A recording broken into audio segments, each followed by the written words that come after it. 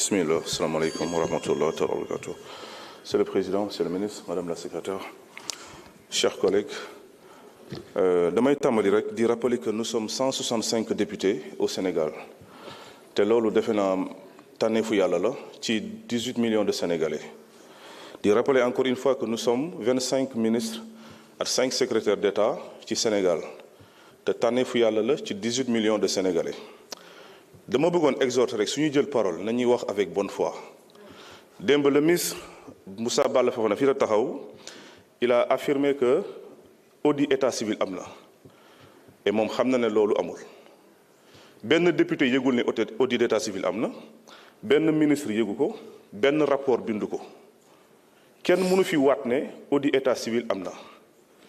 dama bëgg ñuy wax sénégalais yi dëgg parce que dafa yomb nga taxaw am ñu la tàccu nga wax loo xam da lay wóor ne du dëgg après nga dem ñi gëm ne loolu la te fekk du loolu. si ñun ñi ñëpp kenn yëgul ne audit d'état civil am na kenn mënu koo waat kenn mënu ko seede rapport bindu ko d'ailleurs même rapport bu ñu lire démb bindu ko aucun rapport bindu ko musuñu présenter au premier ministre un rapport d'audit d'état civil musuñu présenter au président un rapport d'audit d'état civil musuñu ko présenter Assemblée nationale. Donc bu ñu gëmloo Sénégalais yi ne on a audité l'état civil parce que amul maintenant nag vérification d'état civil ak audit d'état civil bu fekkee ministre da koo jaawale kon il faut ñu xool erreur de casting mi fan la jógee loolu laa bëgg na wax ci loolu. Monsieur le ministre dama lay interpeller rek si les milliers pièces d'identité et de passeport détenus par des étrangers yi circulent entre Sénégal ak biti Sénégal loolu lan la ci police war a def parce que dafa yomb trop suñu nationalité sénégalaise di dem ci ay loxo yoo xam ne mérité wu ko ñenn ñi nekk ci bandi ñenn ñi di ci ut leneen loo xam maanaam safawul ak valeuru Sénégal. parce que dama gëm ne Sénégal toll na foo xamante ne il faut ñu préserver sa nationalité il faut ñu préserver aussi l'identité nationale.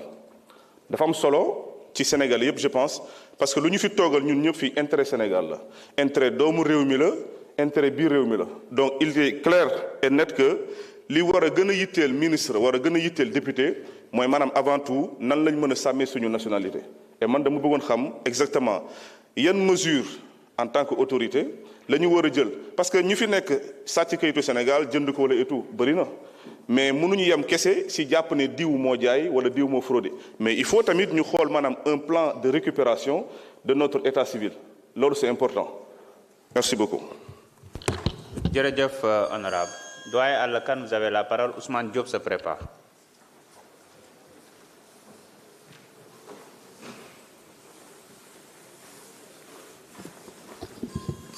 Auzu billahi mina sheytaani rajim. Bismillahi rahmani rahim. Monsieur le Président de l'Assemblée nationale, mes chers collègues honorables députés, Monsieur le ministre de l'Intérieur, Madame la secrétaire d'État chargée des relations avec les institutions, porte-parole du gouvernement, Messieurs les collaborateurs du ministre, je vous salue. Je viens faire un plaidoyer. Le 15 septembre 1957, dañu siiwal benn manifeste ca Thiès, la ville historique. Manifeste boo xam ne doon enfin ci fii ci Afrique ay doomu Afrique ñu nekkoon ñaar fukk ak ñett dont une femme une pharmacienne qui s'appelait Félicia Bass ñu signé benn manifeste ne il faut jot nañu am indépendance. booba jotoon na parce que c'était la fin de la Deuxième Guerre mondiale. Il y avait la conférence de Bandung qui avait posé le problème et déjà en Chine en octobre 49 le triomphe de la révolution chinoise. Il y a l'indépendance du Maroc en 1956, de la Tunisie en 1956, les Algériens qui avaient pris les armes en 1954, le Ghana sous la direction de Kwame Nkrumah qui avait accédé à l'indépendance en 1957. Mais ici, les partis qui étaient là dormaient. Le parti de Léopold Sédar Senghor et le parti de Lamine Gueye ne faisaient pas cas de parce que ils se préoccupaient de changer quelques éléments de la constitution de la 4e République.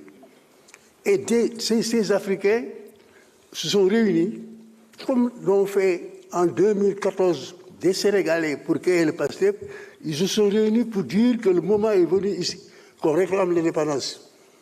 Ils étaient 23. Monsieur le ministre, puisque nous sommes en train de nettoyer l'espace public, de décoloniser l'espace public, je demande à ce qu'on érige, à ce qu'on rende hommage à ces 23-là en érigeant un monument où seront gravés leurs noms en lettres d'or lumineuses pour que les Sénégalais sachent que, et les sachent que ici au Sénégal, il y a des Africains, il y a des fils du Sénégal qui ont commencé la lutte pour l'indépendance. Il faut qu'on leur rende hommage. Et c'est pourquoi je fais ce plaidoyer-là pour que, Monsieur le ministre, auprès des autorités, que vous preniez la décision vraiment d'ériger ce monument, un grand monument, pour leur rendre hommage, parce que ce sont les pionniers de l'indépendance du Sénégal. Ce sont les adultes, les aînés de ceux qui ont constitué le parti PASTEF en 2014, en janvier 2014. Voilà le fait que je vais faire. Merci beaucoup. Merci, honorable. Ousmane Diop, man nga ñëw jël kaddu.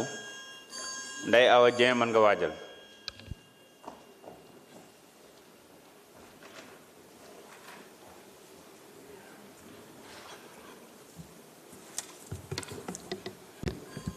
A'oudhu billahi minash shaitanir rajim. Bismillahir rahmanir rahim. Merci, Monsieur le Président, Monsieur le Ministre, Madame la Secrétaire d'État, chers collaborateurs du ministre, chers collègues.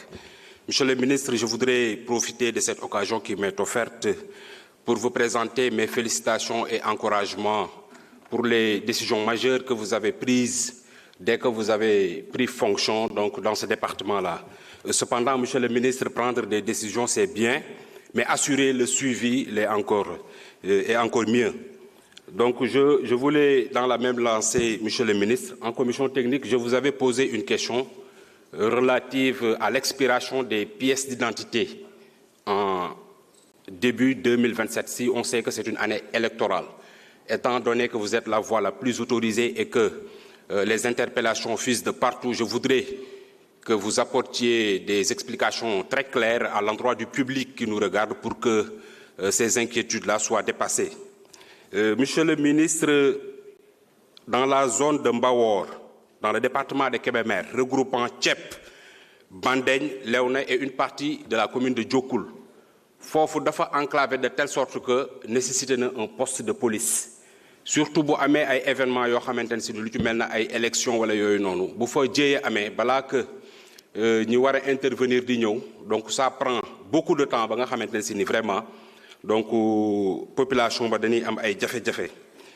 Monsieur le ministre, su ma ñëwee toujours dans la commune de Kébémer, on note de plus en plus la prolifération de la prostitution.